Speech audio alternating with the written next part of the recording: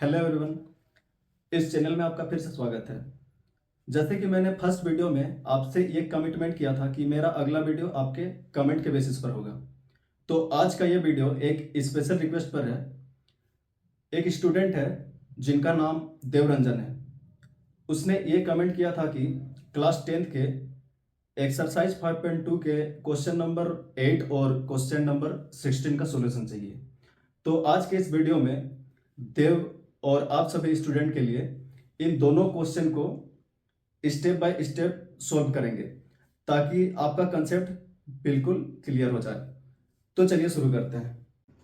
तो एक्सरसाइज 5.2 का question number 8 को सॉल्व करते हैं। सबसे पहले क्वेश्चन समझते हैं। एक एपी में 50 पद हैं, जिसका तीसरा पद 12 है और अंतिम पद 106 है। इसका 29वां पद ज्ञात कीजिए। अब देखते हैं इसमें इस क्वेश्चन में क्या क्या दिया हुआ है, गिवन वैल्यूज क्या क्या है। एपी में 50 पद है यानी कि टोटल टर्म 50 है। तीसरा पद 12 है और उस एपी का जो तीसरा पद है वो 12 दिया है और अंतिम पद लास्ट टर्म 106 दिया है और फाइंड आउट करना है 29वां पद। सिंपल सा है, एकदम आसानी से हम इसको सोल्व कर सकते हैं। सबसे पहले जो भी गिवन वैल्यूज है उसको लिख लेते हैं। एपी में 50 पद है, टोटल टर्म 50 और पद को हम लोग क्या लिखते हैं, एन लिखते हैं। दिया है 50 पद यानी कि n इज इक्वल टू 50, जिसका तीसरा पद 12 है। एपी किस फॉर्म में रहता है, पहला a1 फिर दूसरा a2 a3 इस तरह से बढ़ते जाता है और लास्ट वाला टर्म को n लिखा जाता है। कोई भी एपी इस फॉर्म में रहता है। अब इसमें तीसरा पद 12 दिया है, पहला पद दूसरा पद तीसरा पद। तीसरा पद को क्या लिखते हैं, a3 लिखते हैं, तो a3 is equal to 12। a3 is equal to 12 लिखेंगे। अब चूंकि इस एपी में टोटल 85 पद है यानी कि लास्ट वाला कितना है, a50 होगा और a50 का वैल्यू कितना दिया है, 106 दिया है, जो कि अंतिम पद है। लास्ट टर्म 106 दिया हुआ है क्वेश्चन के अनुसार, तो उसको लिख सकते हैं a50 इज इक्वल टू 106। यहां तक समझ में आ गया। अब हमें फाइंड आउट क्या करना है, 29वां पद ज्ञात करना है। जैसे पहला पद को a या a1 लिखा जाता है, दूसरे पद को a2 लिखा जाता है, तीसरे पद को a3 लिखा जाता है, चौथे को a4 लिखा जाता है, उसी तरह 29वां पद को क्या लिखा जाएगा, 29वां पद a29 हो जाएगा। फिर a29 is equal to what, जो कि हमें प्राप्त करना है। अब ये देखना है कि a29 प्राप्त करने के लिए हमें किन किन चीजों का जरूरत पड़ेगा। तो a29 का एक सिंपल सा फॉर्मूला होता है, एक बेसिक फॉर्मूला होता है, a29 is equal to a plus 28t। हम किसी भी टर्म का फॉर्मूला एकदम आसानी से लिख सकते हैं, ज्यादा कुछ है नहीं। जिस भी टर्म का फॉर्मूला लिखना है a प्लस करके उससे एक कम करके d के साथ गुना करना है। जैसे कि यहां पर 29 है तो d के साथ 29 से एक कम करेंगे तो कितना हो जाएगा, 28 हो जाएगा, तो d के साथ 28 गुना कर लेना है। जैसे कि अगर हम a10 का फॉर्मूला लिखते हैं तो a10 इज इक्वल टू क्या हो जाएगा, a प्लस 10 से एक कम करके d के साथ गुना कर लेना, यानी कि 10 से एक कम करेंगे तो 9 हो जाएगा, 9 इंटू डी। इस तरह से किसी भी टर्म का फॉर्मूला हम लोग आसानी से लिख सकते हैं। a100 का अगर लिखेंगे तो क्या हो जाएगा, 100 से एक कम 99 हो जाएगा, तो वो a प्लस 99t। सिंपल सा है, तो इसको आगे बढ़ते हैं। फिर तो a29 प्राप्त करने के लिए हमें किन किन चीजों का जरूरत पड़ेगा, a का और d का। तो सबसे पहले हमें a और d निकालना होगा, a और d प्राप्त करना होगा। तो a और d कैसे प्राप्त होगा, सबसे पहले a3 इज इक्वल टू 12 इससे लेंगे, फिर a3 इज इक्वल टू 12। अब जैसे a29 का फॉर्मूला a प्लस 28 हुआ, उसी तरह a3 का फॉर्मूला क्या हो जाएगा, a प्लस 3 से एक कम यानी कि 2 हो जाएगा, 2d इज इक्वल टू 12। ये हो गया समीकरण 1। अब a50 इज इक्वल टू 106 दिया हुआ, इसको भी लिख लेते हैं, a50 इज इक्वल टू 106। अब a50 का फॉर्मूला सिंपल सा है, a प्लस 49d हो जाएगा इज इक्वल टू 106। ये हो गया इक्वेशन 2। अब इन दोनों समीकरण को घटा करके या फिर ए का वैल्यू प्राप्त करना है या फिर डी का वैल्यू प्राप्त करना है। अगर हम ए को माइनस कर देते हैं तो जीरो आ रहा है, जिससे कि डी का वैल्यू हमें आसानी से प्राप्त हो जाएगा। तो हम लिखेंगे अभी समीकरण 1 तथा 2 को घटाने पर समीकरण 1 तथा समीकरण 2 को घटाना। अब इन दोनों समीकरण को लिख लेते हैं। एक है a plus 2d is equal to 12 और दूसरा है a plus 49d is equal to 106। Simple सा है।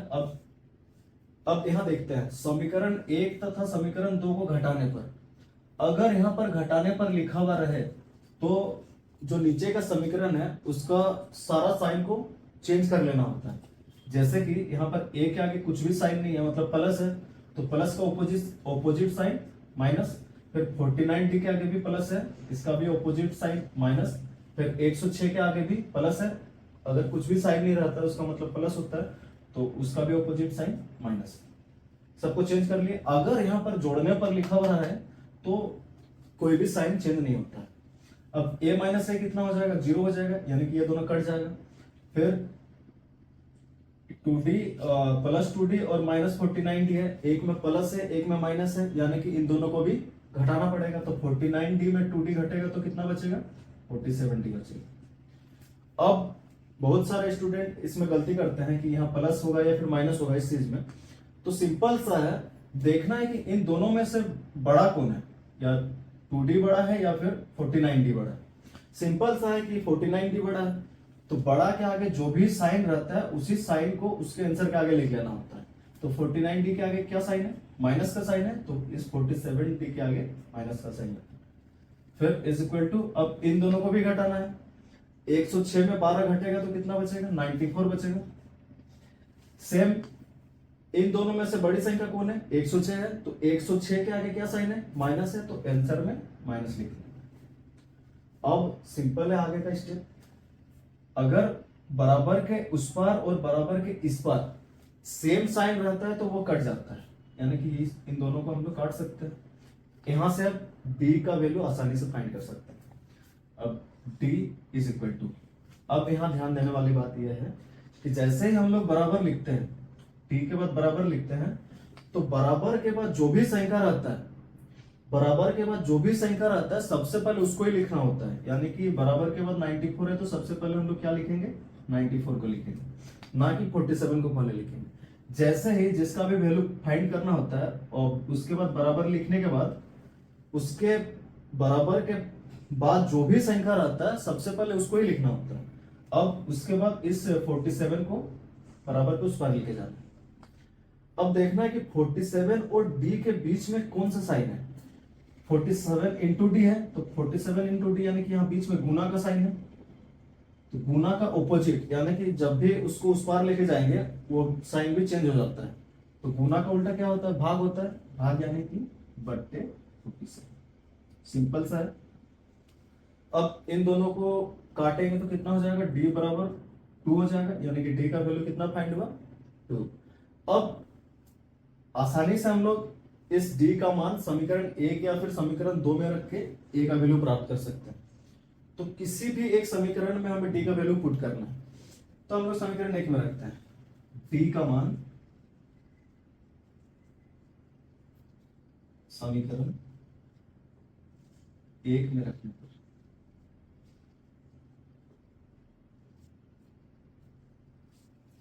अब सबसे पहले इस समीकरण को लिख लेते हैं। समीकरण 1 जो भी है a plus b is equal to, अब इसमें से सिर्फ d का वैल्यू दिया हुआ है, a का वैल्यू नहीं है, इसीलिए a को a ही रहने देते हैं, a प्लस, अब 2 इंटू डी है, यानी कि 2 गुना d का वैल्यू कितना है, 2 है, इसको अब d की जगह 2 लिख लेना इज इक्वल टू। अब यहां से हम आसानी से a का वैल्यू फाइंड कर सकते हैं। फिर a plus 2 into 2 4 is equal to 12। अब यहां से a का वैल्यू निकालना है, इसीलिए a बराबर, जैसे कि यहां मैंने पहले ही बताया, जिसका भी वैल्यू फाइंड करना होता है उसके बाद अगर बराबर लिखे तो बराबर के बाद जो भी संख्या रहता है सबसे पहले उसको ही लिखा जाता है। जैसे कि यहाँ पे डी बराबर, बराबर के बाद जो था उसको पहले लिखे थे, उसी तरह से अब ए बराबर क्या करेंगे, बराबर के बाद जो भी संख्या है सबसे पहले उसको लिखेंगे, यानी कि 12। अब इस +4 को बराबर के उस पार लेके जाना, तो ये साइन भी क्या हो जाएगा, बराबर के उस पार जाएगा तो चेंज हो जाता है, ऑपोजिट साइन, प्लस का उल्टा क्या हो जाएगा, माइनस, फिर 4। अब इन दोनों को हटा लेना है, ए बराबर 12 में 4 घटाएंगे तो कितना हो जाएगा, 1 हो जाएगा। अब हमारे पास ए का भी वैल्यू है और डी का भी वैल्यू है, तो इससे अब हम आसानी से A29 का वैल्यू फाइंड कर सकते हैं। सबसे पहले हम लिखेंगे A29 का फॉर्मूला। अब A29 इज इक्वल टू क्या हो जाएगा, A + 28D। अब इसमें ए का वैल्यू को और डी का वैल्यू को पुट करना है, यानी कि ए का वैल्यू कितना है, 8 है, 8 + 28 इंटू डी है, और डी का वैल्यू कितना है, 2 है, तो 28 इंटू 2 कर लेंगे इज इक्वल टू 8 प्लस, अब 28 इंटू 2 कितना हो जाएगा, 56 हो जाएगा। अब इन दोनों को जोड़ लेना है, सिंपल सा है, बराबर 64। तो A29 का वैल्यू कितना फाइंड हुआ, 64। अब नेक्स्ट क्वेश्चन की ओर चलते हैं। तो अब क्वेश्चन नंबर 16 को सोल्व करते हैं। सबसे पहले क्वेश्चन समझते हैं। क्वेश्चन दिया है, वह एपी ज्ञात कीजिए जिसका तीसरा पद 16 है और सातवां पद पांचवें पद से 12 अधिक है। अभी इस क्वेश्चन में एपी फाइंड करना है। एपी यानी कि कम से कम 3 या 4 टर्म हमें फाइंड करना है। जैसे कि एपी इज इक्वल टू क्या होता है, A1 A2 A3 A4 इस तरह से बढ़ते जाता है। तो हमें कम से कम 3 या 4 टर्म फाइंड करना है। और इसमें दिया है तीसरा पद 16 है, यानी कि जो A3 है वो 16 दिया हुआ है, और सातवां पद पांचवें पद से 12 अधिक है। इस क्वेश्चन में जो पांचवा पद है वो सातवें पद से छोटी है, क्योंकि सातवां पद पांचवें पद से 12 अधिक है। तो जो भी छोटी है उसको हम लोग x मान लेते हैं। यहाँ पांचवा पद छोटी है, इसीलिए उसको क्या करेंगे, मान लेंगे x।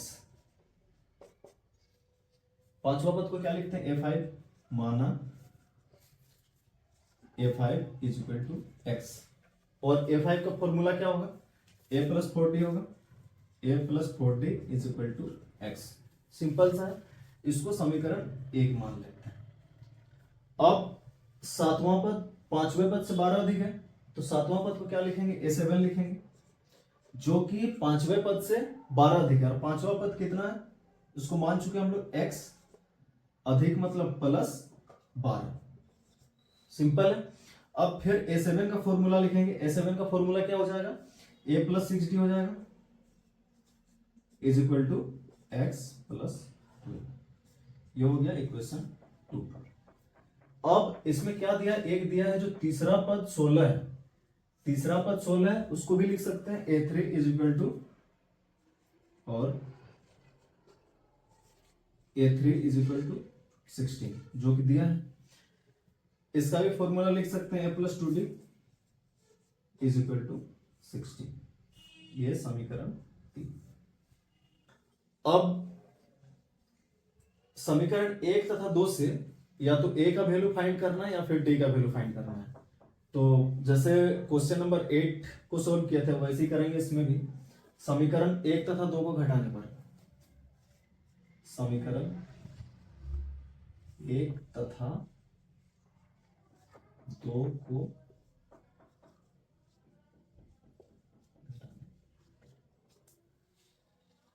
अब इन दोनों समीकरण को लिखते हैं। एक है A + 4D = x, A + 4D = x, और दूसरा जो है A + 6D = x + 12। जैसे कि मैंने पहले क्वेश्चन में बताया था, अगर यहाँ घटाने पर लिखा हुआ रहता है तो नीचे का जो समीकरण है उसका सारा साइन को चेंज कर लेना होता है। तो इस ए के आगे भी कोई साइन नहीं है, मतलब प्लस है, यानी कि उसका भी चेंज करेंगे तो माइनस हो जाएगा। अभी प्लस है, ये भी माइनस में चेंज हो जाएगा, ये भी प्लस माइनस में चेंज, इस प्लस को भी माइनस में चेंज कर लेते हैं। अब a माइनस ए क्या हो जाएगा, 0 होगा, ये दोनों कट जाएगा। अब 40 और 60, 40 के आगे प्लस है और 60 के आगे माइनस है, यानी कि ये दोनों भी घटेगा। तो 6d में 40 अगर घटाते हैं, अगर 6d में 4d घटाते हैं तो कितना d बचेगा, 2d बचेगा। सिंपल सा है। अब इसमें से जो भी बड़ा है उसके आगे जो साइन है उस साइन को इसके आगे लिख लेना है। तो यहाँ पे 40 है और यहाँ 60 है। जब 60 बड़ी है तो बड़ी संख्या के आगे जो भी साइन रहता है वो साइन आंसर में लिखना है, यानी कि यहाँ माइनस हो जाएगा, 6d के आगे माइनस है। फिर x माइनस एक्स, ये भी 0 हो जाएगा, यानी कि ये भी कट जाएगा। फिर बचा क्या, -12, उसको लिख लेते हैं। अब बराबर के इस पर भी माइनस है और बराबर के उस पर भी माइनस है, इन दोनों को भी हम लोग काट सकते हैं। अब यहां से d का वैल्यू आराम से हम फाइंड कर सकते हैं। d इज इक्वल टू, जैसे ही बराबर लिखे तो बराबर के बाद क्या लिखेंगे, बराबर के बाद जो भी संख्या बचा है उसको लिख लेते हैं, यानी कि 12। अब 2 को बराबर के उस पार लेके जाना है, तो 2 और d के बीच में क्या साइन है, इनटू है, गुना है, तो गुना को उल्टा भाग, जो कि डिवाइड बाय 2। अब इन दोनों को काट लेना है, कितना हो जाएगा, 6 हो जाएगा, यानी कि d का वैल्यू 6 फाइंड हुआ। अब इस d का वैल्यू को हम क्या करेंगे, समीकरण 3 में रखेंगे, जिससे कि हमें a प्राप्त हो जाएगा। d का मान समीकरण 3 में रखने पर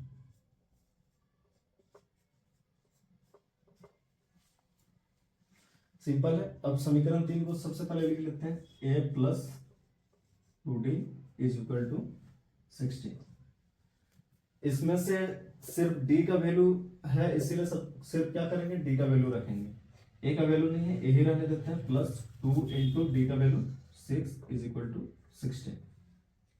फिर a plus 2 into 6 12 is equal to 60। Simple है। फिर यहां से a का वैल्यू प्राप्त करना है, इसलिए a बराबर, बराबर लिखे तो बराबर के बाद जो भी संख्या है सबसे पहले उसी को लिखना है, 16, और प्लस 12 को उस पार लेके जाना है तो क्या हो जाएगा, -12 हो जाएगा, वो साइन चेंज हो जाता है। तो a बराबर हो जाएगा 4। अब हमें a का वैल्यू और d का वैल्यू दोनों फाइंड हुआ। अब क्या करना है, एपी ज्ञात करना है। एपी यानी कि कम से कम 3 या 4 टर्म ज्ञात करना है। तो सबसे पहला टर्म तो a या a1 होता है, जो कितना है, 4 है, तो a2 फाइंड करेंगे। फिर अब पहला पद तो 4 है, सेकेंड टर्म निकालेंगे, दूसरा पद a2 का फॉर्मूला होता है a plus D is equal to a का मान 4 प्लस d का मान 6 इज इक्वल टू 4 प्लस 6 10। उसी तरह फिर आगे a3 निकालेंगे, तो a3 का मान दिया हुआ है, जैसे कि a3 इज इक्वल टू 16 दिया है, तो a4 निकालते हैं। a4 इज इक्वल टू क्या हो जाएगा, a प्लस 4 से 1 कम करना है और d के साथ गुना कर लेना है, 3d is equal to a का वैल्यू कितना है, 4 है, प्लस 3 इंटू डी का value 6, 4 plus 3 into 6 18 is equal to 22। यहां से हम अतः एपी बराबर क्या हो जाएगा, सबसे पहला टर्म कितना है, ए कितना है, 4 है,